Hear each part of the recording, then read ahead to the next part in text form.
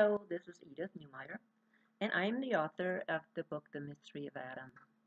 Well, today I decided not to start with my section on marriage, but I want to tell you the interesting story of David, Bathsheba, and Solomon. And that is actually a story that is part of my next book.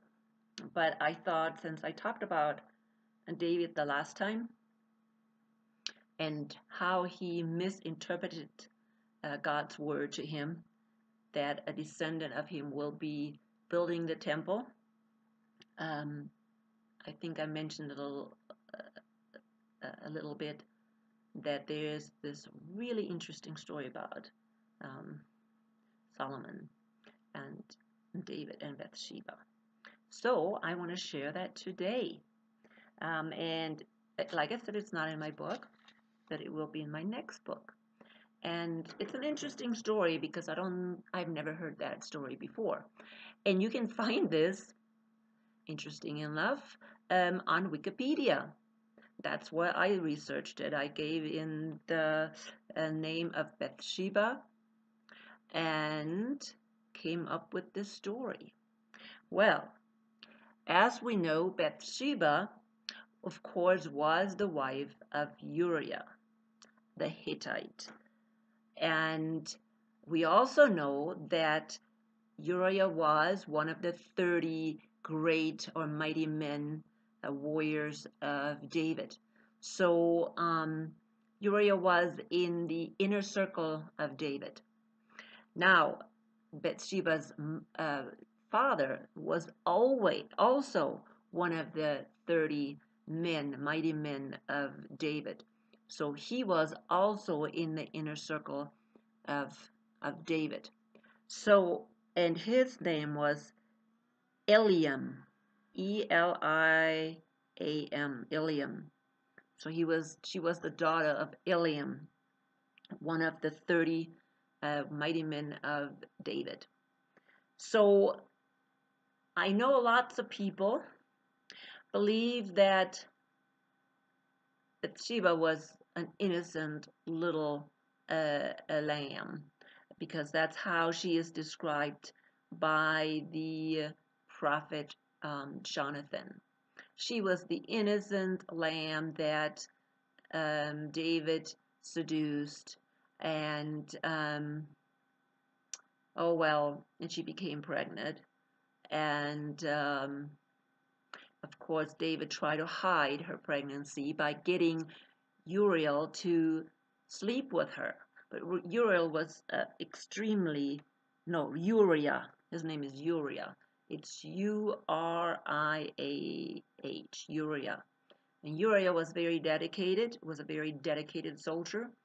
And since he was fighting in this war, he could not um, sleep with his wife, even though David brought him home on furlough or leave. And so Uriah did not sleep with his wife, and so David sent him back to the front line, and of course he was killed. And so then David could marry Bathsheba. So that's the story that we usually hear. Poor Bathsheba, you know, was just seduced uh, by David and to have sex with her.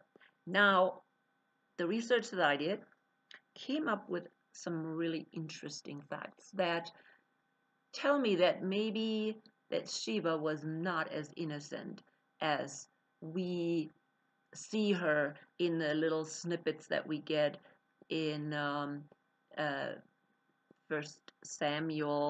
Second Samuel actually, in Chronicles. So it is more um, sinister and deeper than what we think. And it is interesting because she was the daughter of Eliam. David knew her. I mean, there's no doubt in my mind that David probably knew Bathsheba from the time she was a little girl. And so it's not like this, oh my goodness, he saw her and didn't know who she was and blah, blah, blah. No, I really believe very strongly that David knew Bathsheba, because Bathsheba is even, I mean, her dad, William, was even from David's tribe, so from David's family. And so, no, Bathsheba was not an unknown person. She was from the inner circle of David, and so I know David knew her.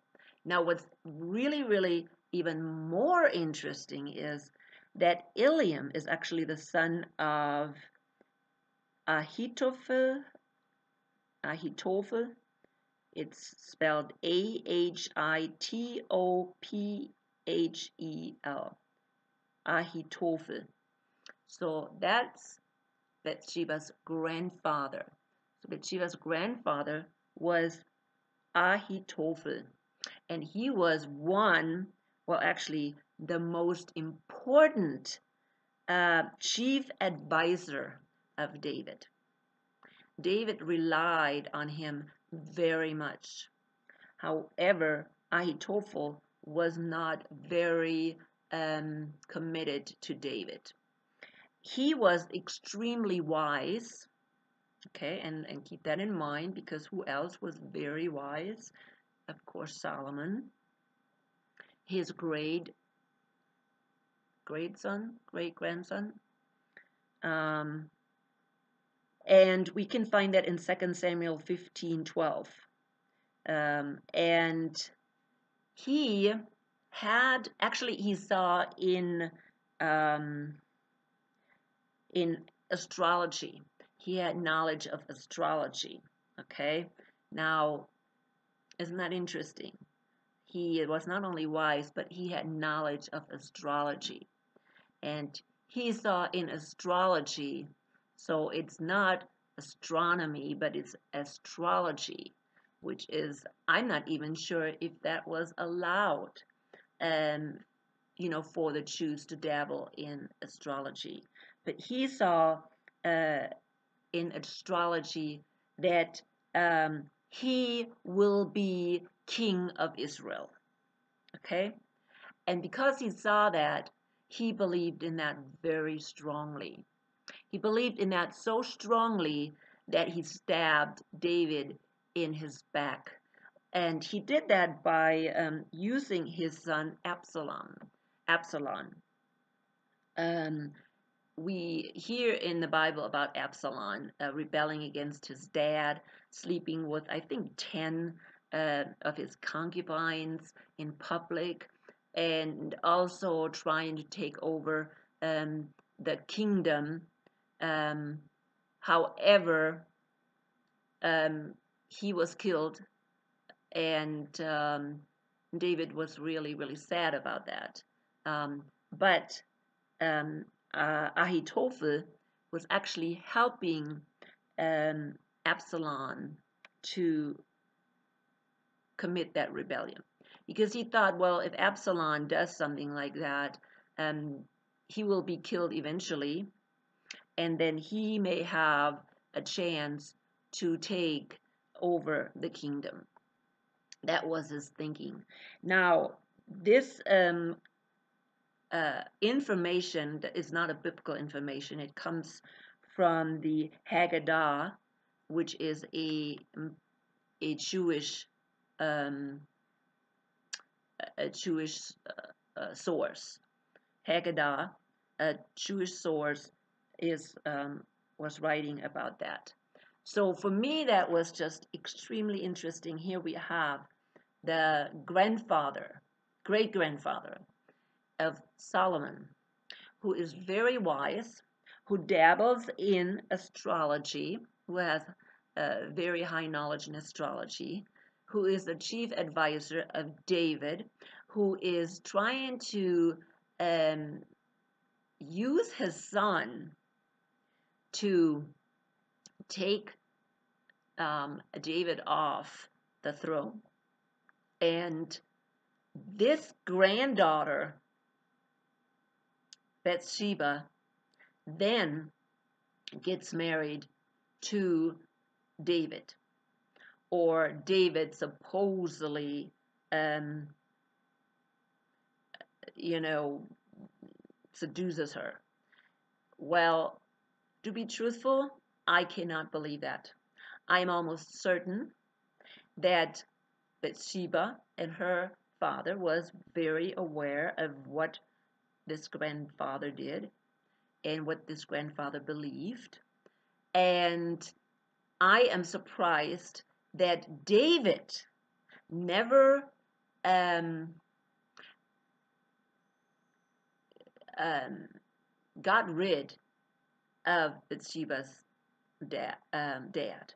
No, he continued keeping him as one of these mighty men, generals, you can probably say, of his army. And so it seems like this whole history, this whole thing was kind of set up with David just totally ignoring how serious the situation is. Um, Now, again, David knew Bathsheba for a long time. Bathsheba knew David for a long time. So who knows if these two did not have something going on for quite a long time. Maybe that they, um, I don't know, were attracted to each other. Maybe it was really mutual. Who knows? Um, and so, how do we know that Bathsheba did not do it on purpose? That she was not bathing, uh, purposely up on the rooftop, um, just to seduce um, David, and so she can become Queen Mother. Okay, Queen Mother, because when she um, gave birth to Solomon, and Solomon became the king, she became Queen Mother. And now we know that David had a lot of wives before Bathsheba, and there were a lot of sons before Bathsheba, and one of them, of course, was Absalom, which David loved quite a lot. Um, but Bathsheba still could wiggle David in his old age into choosing Solomon as the king, the following king. Okay, none of the uh, um, other brothers, were didn't even have a chance. Now I have no idea about the story how Bathsheba got David to agree to choose Solomon as his um, follower. I have no idea. I don't know that story, but it would be interesting how she got him to choose Solomon. Why Solomon? Solomon was the last born. I think Bathsheba had four sons, I believe, or more. Um, I don't remember. I think Jonathan was one of them, their firstborn. I'm just looking right here if I can find it. Um, but you can look that up yourself. Um, it was interesting, of course, that she picked the youngest one of her sons. And that would be an interesting story to find out why she picked the youngest one. We can see that there's actually parallels between Solomon and his um, great grandfather. Okay, great grandfather Ahitophel, and his wisdom, his tendency to dabble in astrology, which his probably fixation on wisdom. Um, Now, my interesting thought is if if Solomon was so wise, why in the world did he, you know, fall from worshiping God? Why did he keep falling into this astrology and this fixation on astrology and the occult was really stuck with him? In the Bible, we read that he was led astray by his multiple wives, from other countries. Well, I am not so sure about that one either, because Solomon supposedly was pretty wise. Now, why in the world would he do that? Um, I think he just had a tendency towards the occult and astrology. He went as far as um, controlling demons with his astrology and occult practices. So, yeah, he went pretty far. And I don't think it was just the result of his wives misleading him. I really think it was the result of following these strange practices of maybe the mother, of maybe the grandfather. The great grandfather was dead, because I don't think I have said that.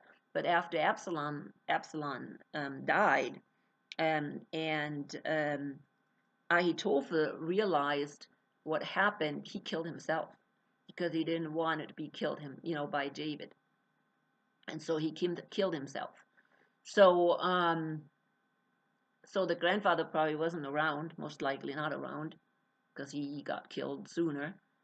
But it is still interesting, I believe, that maybe Iliam was around and he may have learned stuff from his dad, and Bathsheba again learned it from her dad, and then Bathsheba teaching Solomon about all these occult practices. I don't know. But for me, it was still interesting the way things went. And Bathsheba was not innocent at all. Not innocent at all. How in the world could she wiggle in David, with David, that he would choose Solomon as the follower? Now, here we see, okay, so this vision, or this whatever, this knowledge of astrology of her grandfather, um, definitely came to flourish. Not necessarily for him, okay, but for his grandson. And that is interesting. Uh, Wikipedia writes, that the successor of David, um,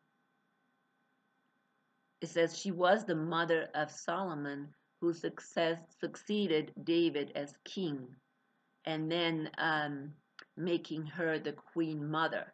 So they were focusing on, maybe this vision was about the granddaughter, but I believe the vision was about the great grandson, Solomon.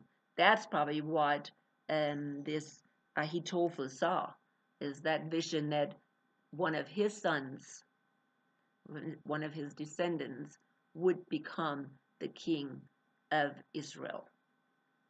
And I think that's kind of interesting how all this uh, came about, and that's why I do not have a very fond um, uh, understanding about Solomon. I really think that Solomon is a type of the Antichrist. He was not supposed to be king. Um, and definitely not, he was not supposed to be the one that was really supposed to be building the temple. I don't know all the stuff that Solomon did in that temple that were definitely against God.